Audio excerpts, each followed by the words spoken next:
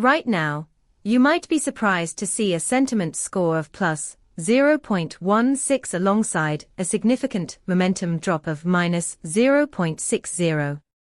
This divergence is noteworthy. It suggests that while overall sentiment has ticked up, the underlying momentum is weakening. This could indicate a potential disconnect between optimism and actual market action.